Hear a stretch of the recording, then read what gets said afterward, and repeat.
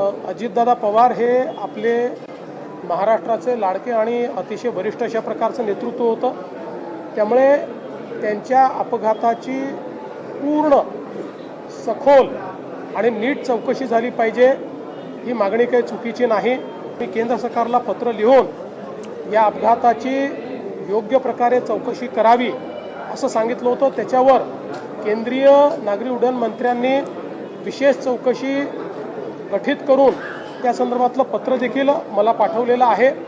देशामध्ये जे डीजी aviation safety आहे हे सगळ्यात मोठं ऑफिस आहे। देशात आजपर्यंत झालेल्या सगळ्या अपघातांमध्ये त्यांनीच इन्व्हेस्टिगेशन केलेलं आहे।